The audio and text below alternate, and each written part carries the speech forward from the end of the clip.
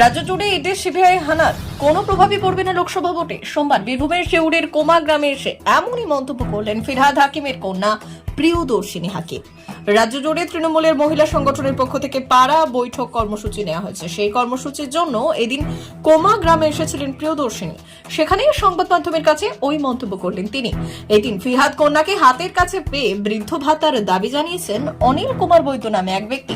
তিনি ওই কোমা পঞ্চায়েত এলাকার বাসিন্দা। তার দাবি, তার ৬২ বছর বয়স হওয়া সত্ত্বেও তিনি বার্ধক্য ভাতা পাচ্ছেন না।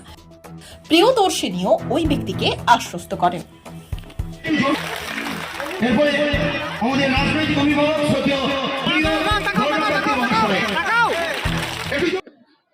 আমি কর্মসূচি আমাদের অনেক দিন ধরেই শুরু হয়ে গেছে।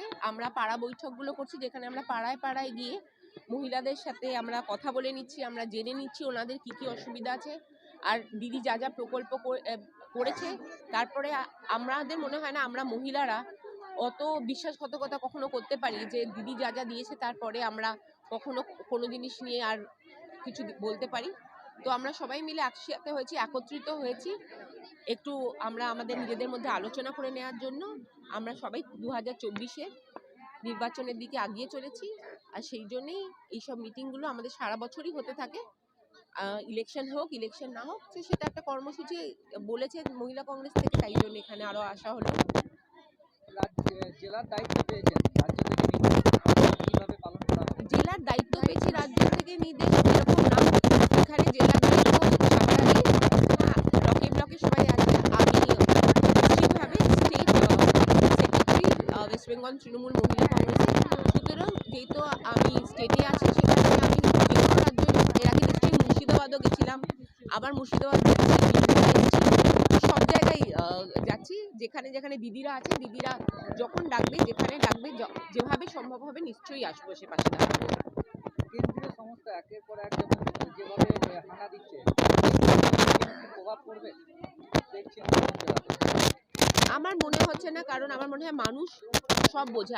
আমরা 2021-এ দেখেছি, আমরা 2026-এ দেখেছি, যখন কুৎসার পর কুৎসা, এত কুৎসা যে মানে আমরা মাথা উঁচু করে দাঁড়াতে পারছি না, তখন মানুষের বিশ্বাস যে মানুষ যে বোঝে, মানুষকে কিছু একটা বুঝিয়ে দিলে মাধ্যমে কিংবা একটা সংবাদ মাধ্যমে একটা জিনিসকে 10 বার লিখলে সেটা সত্যি হয়ে যায়। হয়তো একটা থিওরি আছে যেটা হিটলার নিজে মেনেছিলেন, কিন্তু আমার মনে হয় না বাংলার মানুষ অতটা অশিক্ষিত। আমার মনে হয় বাংলার মানুষ যথেষ্ট জাগ্রত।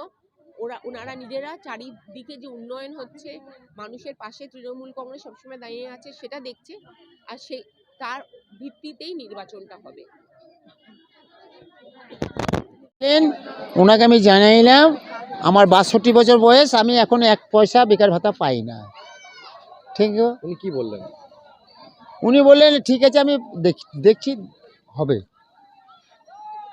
Thank you, thank you very much. আমার গ্রাম গাংটে বাড়ি। আমার নাম নীল কুমার বৈদ্য, আমার পরিবারের নাম নিয়তি বৈদ্য। আপনি বার্ধক্য ভাতা চাইছেন? হ্যাঁ, আমি জমা দিয়েছি পঞ্চায়েত ভোটের আগে, আমি পাইনি, এখনো পর্যন্ত পাইনি।